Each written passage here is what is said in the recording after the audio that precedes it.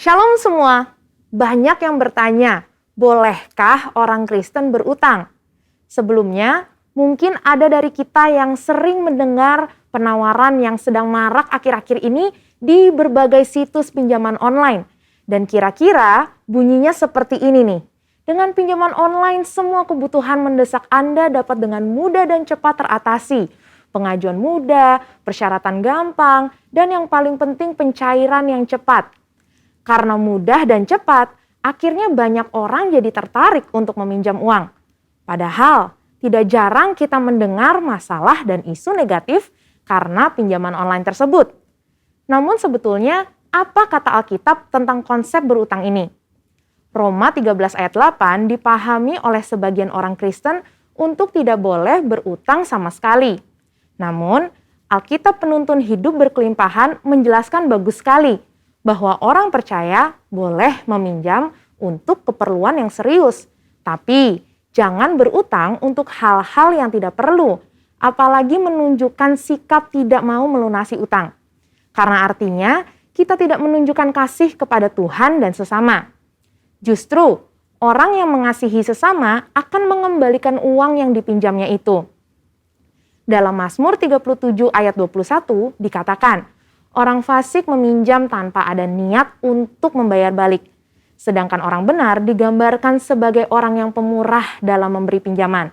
Tapi bukan artinya kalau meminjam ke sesama orang seiman tidak perlu dikembalikan ya. Justru orang yang hidupnya dituntun Roh Kudus pasti akan mengembalikan semua yang dia pinjam. Kisah Para Rasul 20 ayat 35 juga menjelaskan, justru gaya hidup orang percaya perlu jadi berkat kepada sesama dan lebih suka memberi daripada menerima. Selain itu, ketika kita meminjam, kita harus betul-betul mengusahakan untuk bisa mengembalikan semua utang kita. Seperti yang tertulis dalam Roma 13 ayat 7.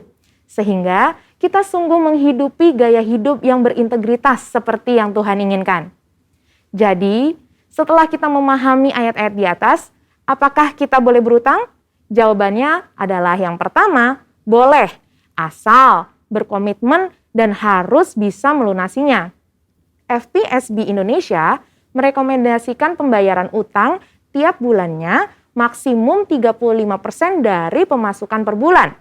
Tapi lebih baik sih di bawah 35% ya saudara. Kedua, boleh berutang asal digunakan untuk hal-hal yang memiliki nilai aset yang cenderung meningkat. Seperti KPR, kredit usaha, biaya pendidikan, dan lainnya yang bersifat mendesak, bukan yang sifatnya konsumtif. Kemudian, boleh berutang asal melalui institusi yang dilegalkan oleh negara, meskipun diminta jaminan atau syarat-syarat yang cukup berat jika dibanding dengan yang ilegal. Dan yang terakhir, jangan berutang itu menjadi gaya hidup kita yang terus-menerus gali lubang tutup lubang.